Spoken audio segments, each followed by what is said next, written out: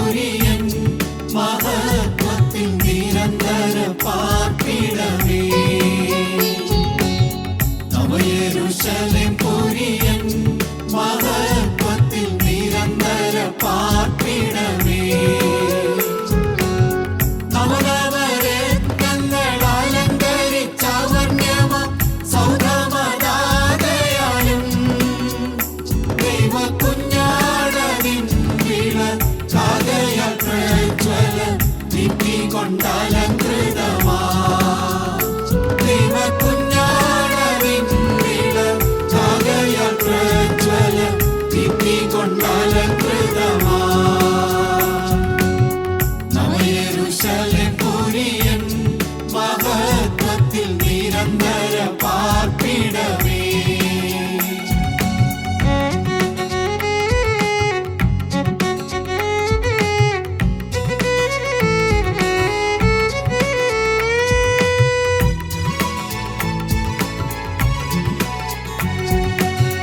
കുഞ്ഞാട്ടിൻ കാന്തനാമം അപരിശുദ്ധ നഗരത്തിനേകിയതാ.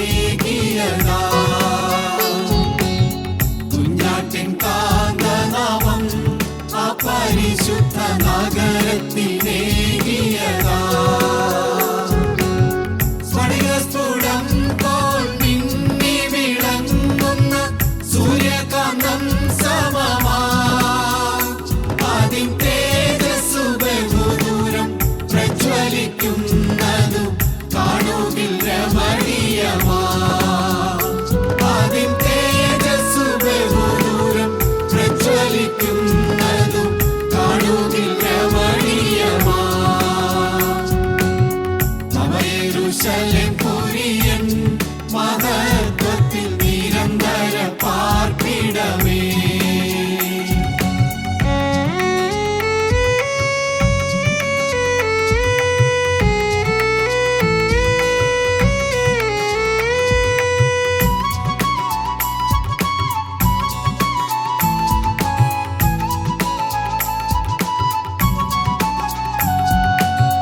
ചെലുത്ത മഹിമയിലൻ മണവാളൻ മണിയറ ഒരുക്കുന്നതാ. ചെലുത്ത മഹിമയിലൻ മണവാളൻ മണിയറ ഒരുക്കുന്നതാ. സ്വർഗീയ രാജത്വ പദവിയിൽ കവിഞ്ഞുള്ള പരിവാര സമന്വിതമാ. പ്രിയൻ വന്നിടും വാനത്തിൽ നിർമ്മല വൃന്ദത്തെ വേളി ചെയ്യുവാൻ കൃതിയാ. പ്രിയൻ വന്നിടും വാനത്തിൽ നിർമ്മല വൃന്ദത്തെ വേളി ചെയ്യുവാൻ കൃതിയാ. നവയെരൂശലേം പുരിയൻ മഹത്വത്തിൽ നിരന്തര പാർപ്പിടമേ.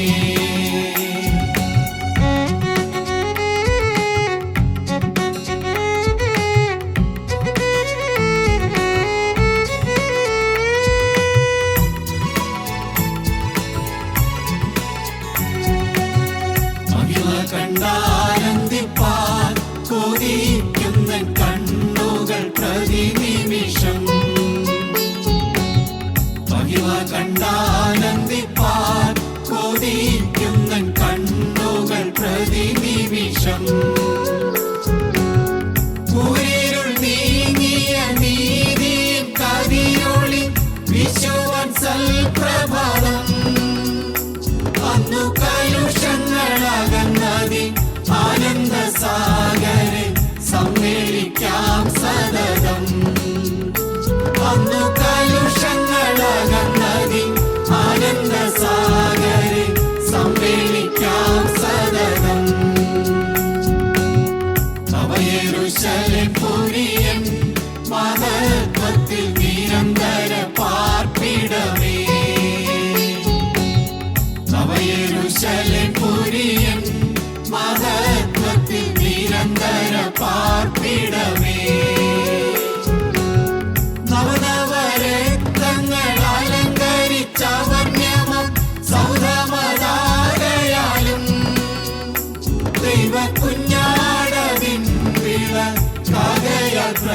പ്രജ്വല ദീപ്തി കൊണ്ടലങ്കൃതമാ ദൈവകുഞ്ഞാടതിൻ വിളക്കാകയാൽ പ്രജ്വല ദീപ്തി കൊണ്ടലങ്കൃതമാ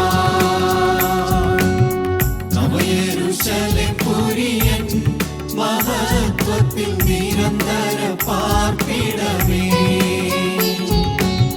നവയെരൂശലേം പുരിയൻ മഹത്വത്തിൽ നിരന്തര പാർപ്പിടമേ. ഞങ്ങളും ക്രൂശിക്കപ്പെട്ട ക്രിസ്തുവിനെ പ്രസംഗിക്കുന്നു. ദൈവ തിരുനാമത്തിന് മഹത്വം ഉണ്ടാകട്ടെ. ദാനിയേൽ പ്രവാചകന്റെ പുസ്തകം 12-ാം അധ്യായം 13-ാം വാക്യം. നീയോ അവസാനം വരുവോളം പൊയ്ക്കൊള്ളുക, നീ വിശ്രമിച്ച് കാലാവസാനത്തിങ്കൽ നിന്റെ ഓഹരി ലഭിപ്പാൻ എഴുന്നേറ്റ് വരും. ദാനിയേൽ പ്രവാചകന്റെ പുസ്തകത്തിൻ്റെ ഏറ്റവും ഒടുവിലത്തെ വാക്യമാണ് ഈ മനോഹരമായ വാഗ്ദത്തം. നിത്യനായ ദൈവം ദാനിയേൽ പ്രവാചകന് വാഗ്ദത്തം നൽകുകയാണ്. ഇതിനു മുൻപ് നാം കണ്ടത് ദാനിയേൽ പ്രവാചകൻ അനേകരെ നീതിയിലേക്ക് തിരിക്കുന്ന മഹത്തായ പ്രൊഫഷൻ ഏറ്റെടുത്തു എന്നാണ്. ഔദ്യോഗികമായി ദാനിയേൽ പ്രവാചകൻ പേർഷ്യൻ സാമ്രാജ്യത്തിലെ പ്രസിഡൻ്റാണ്. 3 അധ്യക്ഷന്മാരുള്ളതിൽ ഒന്നാമനായി വിളങ്ങിയ ശ്രേഷ്ഠനായ ഏറ്റവും ഉയർന്ന പദവിയുള്ള ഉദ്യോഗസ്ഥനായിരുന്നു ദാനിയേൽ പേർഷ്യൻ സാമ്രാജ്യത്തിൽ. എന്നാൽ അതിനേക്കാൾ ഉന്നതമായ ഒരു വലിയ പദവിയുള്ള ജോലി ദാനിയേൽ പ്രവാചകൻ ചെയ്തു. അതെന്താണ്? ബുദ്ധിമാന്മാർ ആകാശമണ്ഡലത്തിൻ്റെ പ്രഭ പോലെയും പലരെയും നീതിയിലേക്ക് തിരിക്കുന്നവർ നക്ഷത്രങ്ങളെപ്പോലെയും എന്നും എന്നേക്കും പ്രകാശിക്കും. അനേകരെ നീതിയിലേക്ക് തിരിക്കുന്നതിന് പ്രവാചകൻ തൻ്റെ ജീവിതം വേർതിരിച്ചു. തൻ്റെ ജീവിതം നിത്യനായ ദൈവത്തെ സേവിക്കുന്നതിന് വേണ്ടി പ്രവാചകൻ മാറ്റിവെച്ചു. ഔദ്യോഗിക ജീവിതം ഉഴപ്പിയിട്ടല്ല, ഔദ്യോഗിക ജീവിതത്തിൽ അലസത വരുത്തിയിട്ടല്ല, ഔദ്യോഗിക ജീവിതത്തെ മാറ്റിവെച്ചിട്ടല്ല. എന്നാൽ തൻ്റെ ഔദ്യോഗിക കൃത്യനിർവഹണത്തിൻ്റെ കൂടെ ഏറ്റവും പ്രധാനമായി എല്ലാ ജോലിയും വിശ്വസ്തമായും കാര്യക്ഷമമായും നിർവഹിക്കുന്ന കൂടെ തന്നെ ദൈവത്തിൻ്റെ വേല പ്രവാചകൻ ചെയ്തുകൊണ്ടിരുന്നു. അതുകൊണ്ടാണ് ദൈവം കൊടുത്ത വാഗ്ദത്തം, ബുദ്ധിമാന്മാർ ആകാശമണ്ഡലത്തിൻ്റെ പ്രഭ പോലെയും പലരെയും നീതിയിലേക്ക് തിരിക്കുന്നവർ നക്ഷത്രങ്ങളെപ്പോലെയും ഇന്നും എന്നേക്കും പ്രകാശിക്കുമെന്ന്. എന്നാൽ ദാനിയേൽ പ്രവാചകന് ദൈവം ഒടുവിലായൊരു വാഗ്ദത്തം നൽകുന്നു. അതെന്താണ്? 12-ാം അധ്യായം 13-ാം വാക്യം. നീയോ അവസാനം വരുവോളം പൊയ്ക്കൊള്ളുക, നീ വിശ്രമിച്ച് കാലാവസാനത്തിങ്കൽ നിന്റെ ഓഹരി ലഭിപ്പാൻ എഴുന്നേറ്റ് വരും. പൊസഷൻ, വലിയൊരു സമ്പത്ത് കിട്ടുകയാണ്, വലിയൊരു ഓഹരി കിട്ടുകയാണ്. സ്വർഗത്തിലെ ദൈവത്തിൻ്റെ സമ്പത്തിൻ്റെ ഓഹരി ഈ ദാനിയേൽ പ്രവാചകന് ലഭിക്കുന്നു എന്നാണ് പറഞ്ഞത്. വെറുതെയാണോ പ്രവാചകനെ ദൈവം വിളിച്ചത്? ഏറ്റവും പ്രിയപുരുഷ, ഭയപ്പെടേണ്ട, നിനക്ക് സമാധാനം, ബലപ്പെട്ടിരിക്കുക എന്ന്. ദൈവത്തിൻ്റെ പ്രിയപുരുഷന് മഹത്തായ ഓഹരി ദൈവം കൊടുക്കുകയാണ്. അതിശ്രേഷ്ഠമായ ഓഹരി, സ്വർഗീയ പിതാവിൻ്റെ സമ്പത്തിൻ്റെ ഓഹരി. നീയോ അവസാനം വരുവോളം പൊയ്ക്കൊള്ളുക, കാലാവസാനത്തിങ്കൽ നീ എഴുന്നേറ്റ് വരും, അതുവരെ നീ വിശ്രമിച്ചു കൊള്ളുക. കാലാവസാനം വരെ നീ വിശ്രമിച്ചു കൊള്ളുക. നീ വിശ്രമിച്ച് കാലാവസാനത്തിങ്കൽ നിൻ്റെ ഓഹരി ലഭിപ്പാൻ എഴുന്നേറ്റ് വരും. ദൈവത്തിന് സ്തോത്രം. പ്രിയപ്പെട്ടവരെ, നമുക്ക് ഒരു ഓഹരിയുണ്ട്. നമുക്ക് ദൈവത്തിൻ്റെ സമ്പത്തിൻ്റെ ഒരു ഓഹരിയുണ്ട്. അതറിഞ്ഞുകൊണ്ടാണ് ദാവീദ് രാജാവ് ഒരിക്കൽ പാടിയത്. 16-ാം സങ്കീർത്തനത്തിൽ അങ്ങനെയാണ് ദാവീദ് പാടിയത്. എന്താണ് പാടിയത്? എനിക്ക് നല്ലൊരു അവകാശം ലഭിച്ചിരിക്കുന്നു, എനിക്ക് ബുദ്ധി ഉപദേശിച്ചു തന്ന് യഹോവയെ ഞാൻ വാഴ്ത്തും. അളവുനൂൽ എനിക്ക് മനോഹരദേശത്ത് വീണിരിക്കുന്നു. അളന്ന് ദൈവം എനിക്ക് മനോഹരദേശത്ത് ഓഹരി തരികയാണ്.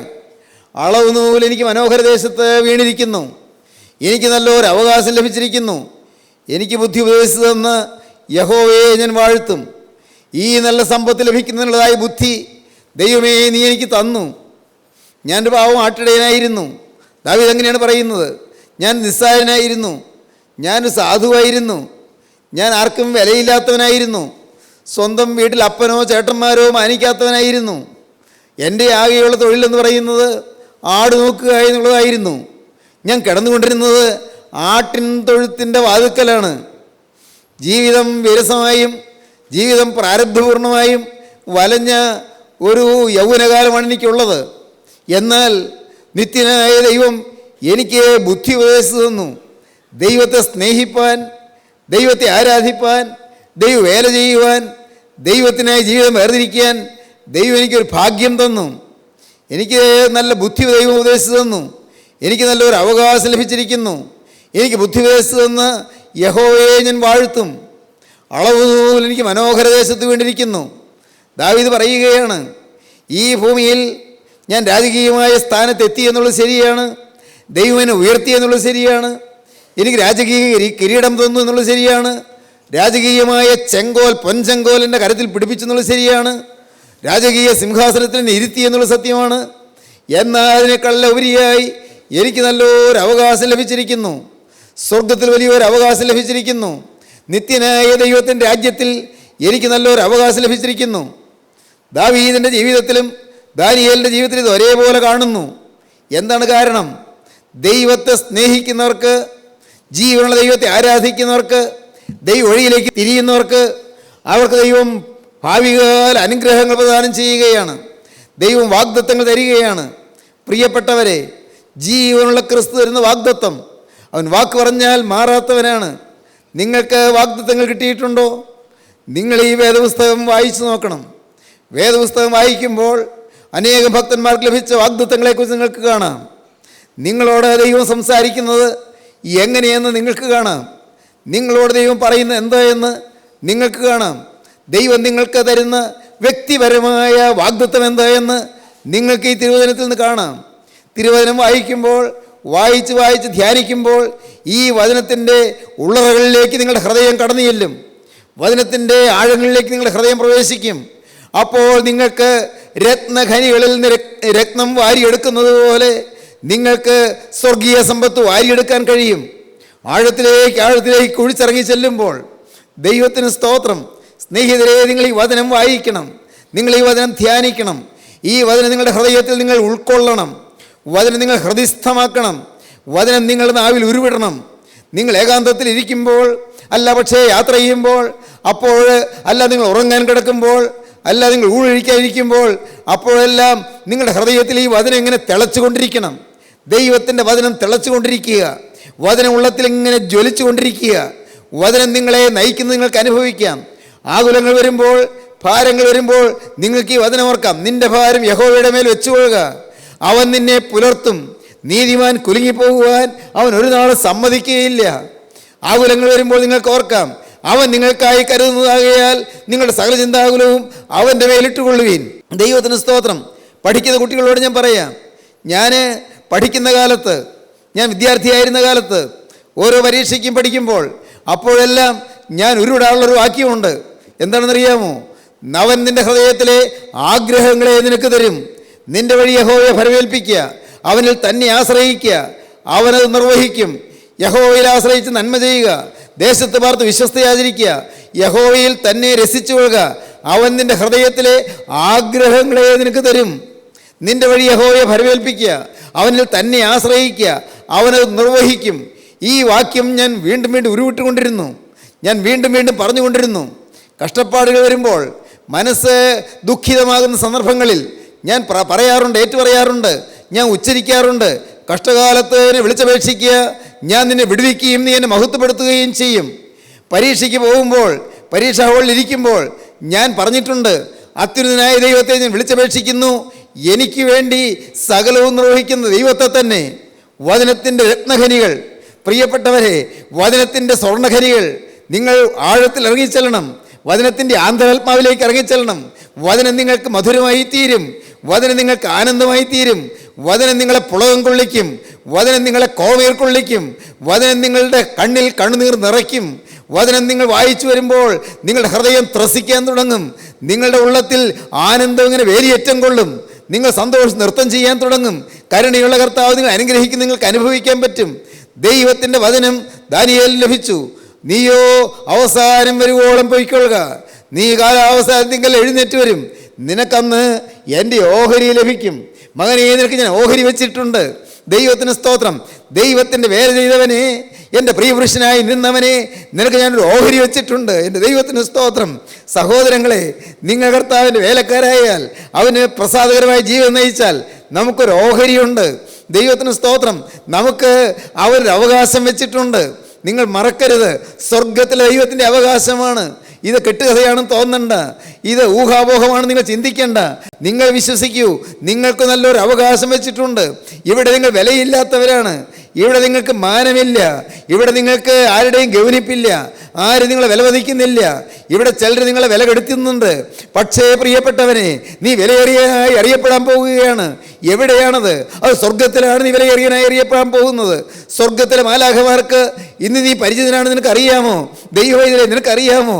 സ്വർഗത്തിലെ മാലാഖമാർക്ക് നിന്നെ വളരെ പരിചയമാണ്. ദൈവത്തിന് സ്തോത്രം. മാലാഖമാരെ നാം കണ്ടിട്ടില്ല, നമ്മുടെ ഈ നഗ്ന നേത്രങ്ങൾ കൊണ്ട് കാണാൻ സാധ്യമല്ല. പക്ഷേ സ്വർഗത്തിലെ മാലാഖമാർക്ക് നീ വളരെ പരിചയമുള്ളവനാണ്. ദൈവത്തിന് സ്തോത്രം. സ്വർഗത്തിലെ ജീവനുള്ള ദൈവം നിന്നെ ഓർക്കുന്നുണ്ട്. ഞാനോ എളിയവനും ദരിദ്രനുമാകുന്നു, എങ്കിലും കർത്താവ് എന്നെ വിചാരിക്കുന്നു. ആരാണിത് പറഞ്ഞത്? ദാവീദ് പണ്ട് പറഞ്ഞതാണ്.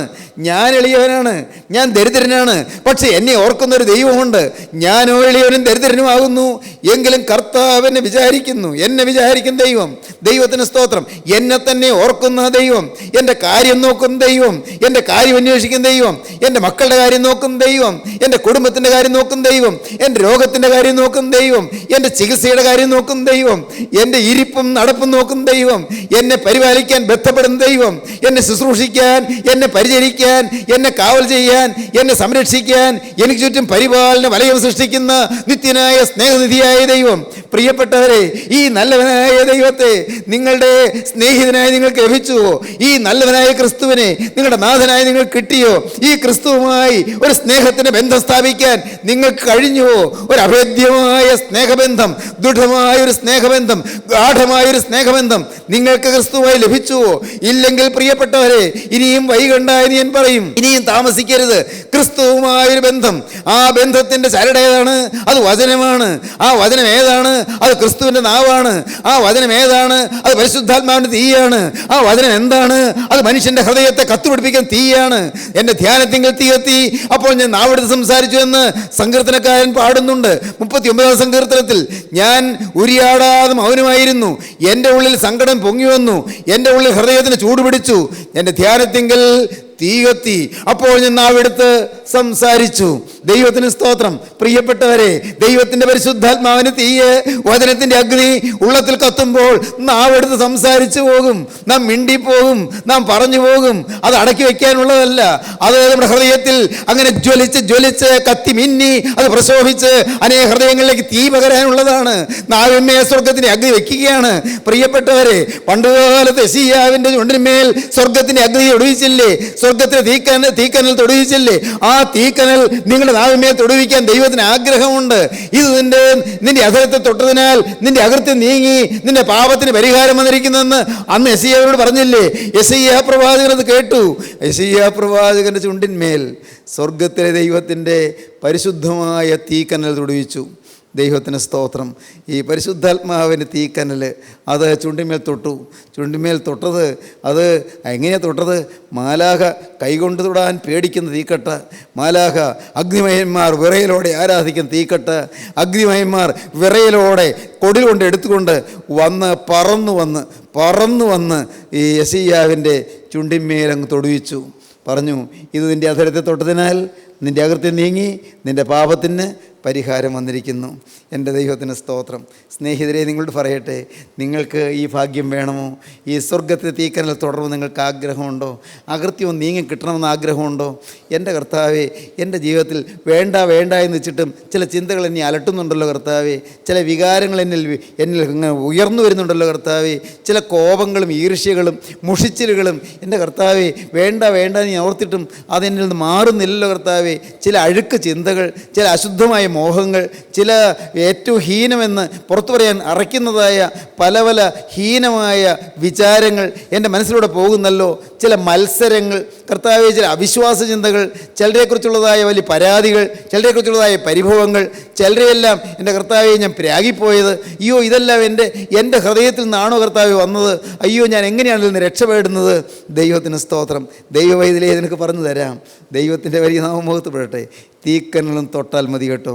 സ്വർഗത്തിൻ്റെ തീക്കനൽ നിന്നെ ഒന്ന് തൊട്ടാൽ മതി. ഹല്ലേലൂയ, ദൈവത്തിന് സ്തോത്രം.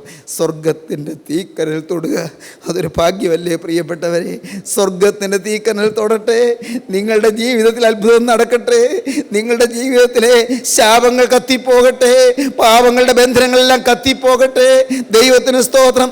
ബന്ധനങ്ങൾ കത്തിപ്പോകും സ്വർഗത്തിൻ്റെ തീക്കനൽ തൊട്ടാൽ.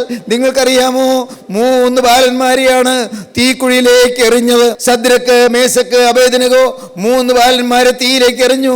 ഈ 3 ബാലന്മാരെ തീയിലേക്ക് എറിഞ്ഞപ്പോൾ എന്താ ഉണ്ടായത്? ആ തീജ്വാലയ്ക്ക് 7 ഇരട്ടി ശക്തി കൊടുത്തു. അവര് അപ്പോൾ തന്നെ ദഹിച്ചു പോകേണ്ടതാണ്, തീർന്നു പോകേണ്ടതാണ്. പക്ഷേ രാജാവ് നോക്കിയപ്പോഴുണ്ട് തേജോമയന്മാരായ 4 പേര് നടക്കുന്നു. രാജാവിന് സംശയം, നമ്മൾ എത്ര പേരെയാണ് ഇട്ടത്? രാജാവ് ചോദിച്ചു.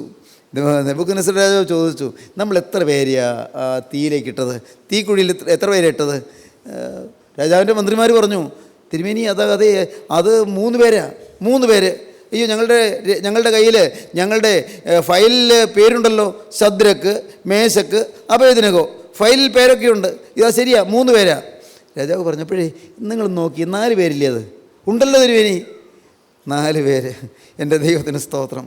ഈ സ്വർഗത്തിലെ തീക്കനൽ അങ്ങനെ ഒരു പ്രത്യേകതയുണ്ട്. ദൈവത്തിന് സ്തോത്രം. സ്വർഗത്തിലെ ദൈവം തന്നെ തൻ്റെ പ്രിയപ്പെട്ടവരോട് ചേർന്ന് നടക്കും. ഈ തീക്കുഴിയിൽ വീണാലെന്ത് മോനെ? ആരെല്ലാം നിന്നെ വെറുത്താലെന്ത് മോളെ? ആരെല്ലാം നിന്നെ പകച്ചാലെന്ത്? സ്വന്തം ഭർത്താവ് നിന്നെ ഗവനിച്ചില്ലെങ്കിൽ എന്ത്? മക്കൾ നിന്നെ മാനിച്ചില്ലെങ്കിൽ എന്ത്?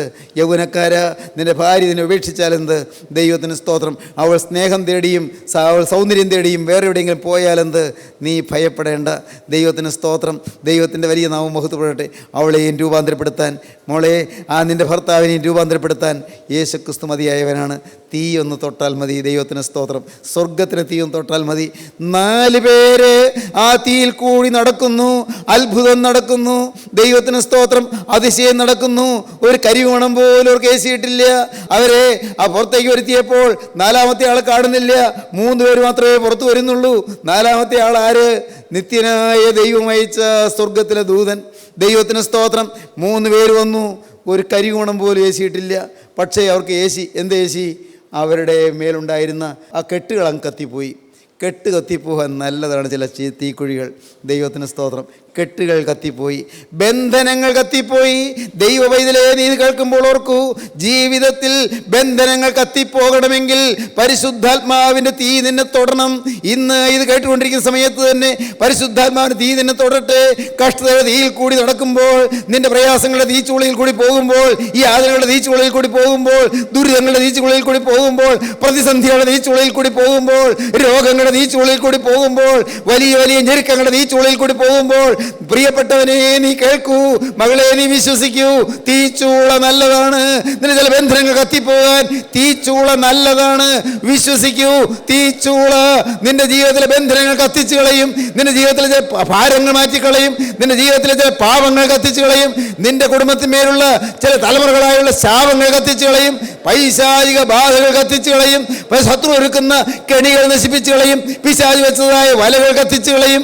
ഓർക്കൂ, യേശു നിന്റെ ജീവിതത്തിലേക്ക് വരട്ടെ. സ്വർഗത്തിന് തീക്കനൽ നിന്നെ തൊടട്ടെ. എൻ്റെ ദൈവത്തിന് സ്തോത്രം. സ്വർഗത്തിന് തീജ്വാല ഒന്ന് തൊടട്ടെ. ഹല്ലേലൂയ, ദൈവത്തിന് സ്തോത്രം.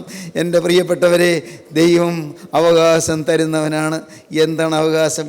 ഏറ്റവും വലിയ വാഗ്ദത്തം. എൻ്റെ കർത്താവിന് സ്തോത്രം. പരിശുദ്ധാത്മാവ്, അതാണ് നമുക്കുള്ള വാഗ്ദത്തം. ദൈവത്തിന് സ്തോത്രം. പരിശുദ്ധാത്മാവ് എന്ന വാഗ്ദത്തം, തീയുടെ വാഗ്ദത്തം നിങ്ങൾക്ക് വേണമോ? വാഗ്ദത്തം കിട്ടിയാൽ മതിയോ? ഇന്ന് ആ വാഗ്ദത്തം അനുഭവമാക്കണ്ടേ? വേണ്ടേ? നിങ്ങൾ ചിന്തിക്കൂ, എനിക്കിത് അനുഭവമായോ? പരിശുദ്ധാത്മാവ് എൻ്റെ ഉള്ളത്തിൽ വസിക്കുന്നുണ്ടോ? പരിശുദ്ധാത്മാവ് എന്നിൽ വാഴുന്നുണ്ടോ? നിങ്ങൾ ചിന്തിച്ച് നോക്ക്. നിങ്ങൾ തന്നെ ചിന്തിച്ചാൽ മതി. അവിടെ പാപമുണ്ടോ? എന്നാൽ പരിശുദ്ധാത്മാവില്ല. എന്ന് പറഞ്ഞു തരാം. പാപമുണ്ടെങ്കിൽ അവിടെ പരിശുദ്ധാത്മാവ് വസിക്കാൻ ഒക്കുകയില്ല. വ്യക്തമാണത്. പാപമുള്ളിടത്ത് പരിശുദ്ധാത്മാവ് വസിക്കുകയില്ല. വഴക്കുണ്ടോ? പിണക്കമുണ്ടോ? വൈരാഗ്യമുണ്ടോ? ചീത്ത വേണ്ടാത്ത സ്വഭാവങ്ങളുണ്ടോ? പ്രിയപ്പെട്ടവരെ, അവിടെ മ്ലേച്ഛതകളുണ്ടോ? മാലിന്യങ്ങളുണ്ടോ? അശുദ്ധിയുണ്ടോ? കോപമുണ്ടോ? പ്രിയപ്പെട്ടവരെ, ദ്രവ്യാഗ്രഹമുണ്ടോ? സ്വാർത്ഥതയുണ്ടോ? നോക്കിയാൽ മതി. സ്ഥാനമോഹമുണ്ടോ? അവിടെ തൊഴുത്തിൽ കുത്തുണ്ടോ? നോക്കിയാൽ മതി. ഉണ്ടെങ്കിൽ അവിടെ പരിശുദ്ധാത്മാവില്ല. വ്യക്തമാണ്. നിങ്ങൾ ഒട്ടും സംശയിക്കേണ്ട. കുറച്ച് പരിശുദ്ധാത്മാവും കുറച്ച് പിശാചും കൂടെ ഒരുമിച്ച് ഒരാളുടെ ഹൃദയത്തിൽ വസിക്കുകയില്ല. ഒന്നുകിൽ പിശാച്, അല്ലെങ്കിൽ ദൈവത്തിൻ്റെ പരിശുദ്ധാത്മാവ്. നിങ്ങൾ ഓർത്താൽ മതി, ചിന്തിച്ചാൽ മതി, തന്നെ കണ്ടുപിടിക്കാൻ പറ്റും. സംശയിക്കേണ്ട. എന്നാൽ ഇപ്പോൾ നിങ്ങൾക്ക് ആർക്കെല്ലാം ബോധം കിട്ടി? എന്നിൽ ദുരാത്മാക്കളുണ്ട്, എന്നിൽ പിശാചിൻ്റെ ആത്മാവുണ്ട്, എന്നിൽ പാപമുണ്ട്. നിങ്ങൾ കണ്ടുപിടിച്ചെങ്കിൽ ഇനി നിങ്ങൾക്കൊരു കാര്യം ചെയ്യാം. മറ്റൊന്നും വേണ്ട. നിങ്ങൾ വളരെ വേഗം കർത്താവിനോട് പറയണം, കർത്താവേ മതി മതി മതി, കർത്താവേ മതി, എനിക്ക് ഈ ദുരാത്മാക്കളുമായുള്ള വേഴ്ച മതി, ദുരാത്മാക്കളോട് കൂടിയുള്ള കൂട്ട് മതി. കർത്താവേ, ഞാൻ വലഞ്ഞു, ഞാൻ നരകത്തിലാണ്. ഞാൻ ഈ ഭൂമിയിൽ ജീവിക്കുമ്പോൾ തന്നെ നരകത്തിൻ്റെ ഭീകരതയിലാണ്, നരകത്തിൻ്റെ ഉരുക്കുമുഷ്ടിയിലാണ്. കർത്താവേ, എന്നെ ഇതിൽ നിന്ന് ഒഴിവാക്കി തരണം. എനിക്കെൻ്റെ കർത്താവേ, നീ എൻ്റെ ഹൃദയത്തിലേക്ക് വരണം.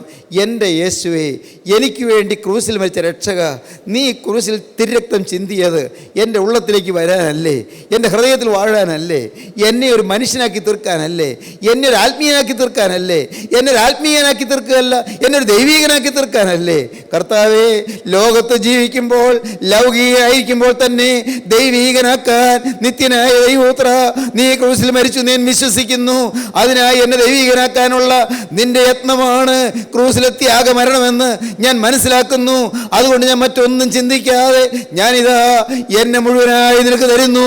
എൻ്റെ ദേഹവും എൻ്റെ ദേഹിയും എൻ്റെ ആത്മാവ് നിന്റെ കരങ്ങളിലേക്ക് ഞാനിതാ വയ്ക്കുകയാണ്. എന്നെ നീ തൊടണമേ.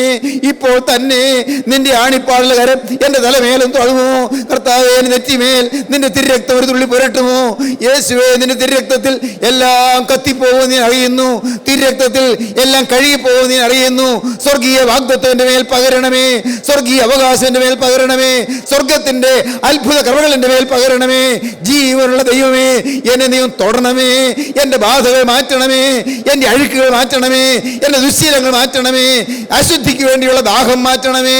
ഏറ്റവും ഹീനമായ, ഏറ്റവും മ്ലേച്ഛമായ ആഗ്രഹങ്ങൾ എൻ്റെ ഹൃദയത്തിൽ പൊട്ടിമുളച്ചു വരുന്നത് മുളയ്ക്കാൻ പറ്റാത്ത വിധത്തിൽ എൻ്റെ ഹൃദയത്തെ നിർമ്മലമാക്കണമേ, ഹൃദയത്തെ ശുദ്ധമാക്കണമേ.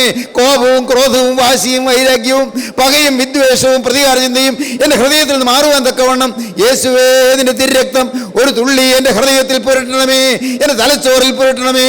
എൻ്റെ മേൽ നിന്റെ തിരുരക്തം പകരണമേ, എന്നെ കഴുകണമേ, എന്നെ വെടിപ്പാക്കണമേ, എന്നെ വിശുദ്ധീകരിക്കണമേ. എൻ്റെ മേൽ നിന്റെ ആത്മാവിനെ പകരണമേ, പരിശുദ്ധാത്മാവിന് തീ എൻ്റെ മേൽ പകരണമേ, പരിശുദ്ധാത്മാവിന്റെ അഗ്നി എൻ്റെ മേൽ ഒഴുകണമേ. എന്നെ നീ എഴുന്നേൽപ്പിക്കണമേ, എന്നെ നീ വിശുദ്ധീകരിക്കണമേ, എന്നെ നീ അനുഗ്രഹിക്കണമേ. നിന്റെ സ്വർഗീയ രാജ്യത്തിന്റെ അവകാശത്തിന് വേണ്ടി എന്നെ നീ ഒരുക്കണമേ. നമുക്ക് പ്രാർത്ഥിക്കാം. കരുണയുള്ള കർത്താവേ, ഈ നല്ല ദിവസത്തിനായി നന്ദിയോടെ സ്തോത്രം, സ്നേഹത്തിൻ്റെ സന്ദേശത്തിനായി നന്ദിയോടെ സ്തോത്രം.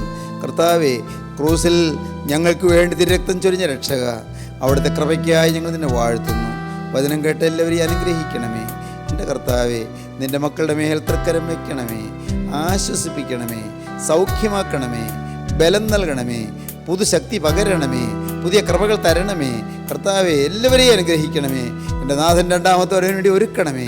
കർത്താവെ, ഈ വാക്കുകളെ കേട്ട് അനേകം പേര് രോഗികളായിട്ടുണ്ടല്ലോ കർത്താവെ, മനസ്സ് നൊന്തിരിക്കുന്നവരുണ്ടല്ലോ കർത്താവെ, കുടുംബസമാധാനം ഇല്ലാത്തവരുണ്ടല്ലോ കർത്താവെ, പാപത്തിൽ വീണുപോയവരുണ്ടല്ലോ കർത്താവെ, പാപച്ചേറിൽ മുങ്ങിപ്പോയവരുണ്ടല്ലോ കർത്താവെ. ഈ മക്കളെ എല്ലാം അവിടുന്ന് എഴുന്നേൽപ്പിക്കണമേ, എല്ലാവരെയും ഉദ്ധരിക്കണമേ, എല്ലാവരെയും അനുഗ്രഹിക്കണമേ, എല്ലാവരെയും വാഴ്ത്തണമേ, എല്ലാവരെയും വിശുദ്ധീകരിക്കണമേ, സ്വർഗരാജ്യത്തിന് വേണ്ടി ഒരുക്കണമേ, നിത്യ അവകാശത്തിന് വേണ്ടി ഒരുക്കണമേ, തിരുനാമം മഹത്വപ്പെടുത്തണമേ. യേശുക്രിസ്തുവിൻ്റെ രക്ഷണ്യ നാമത്തിൽ തന്നെ. ആമീൻ. ഹല്ലേലൂയ.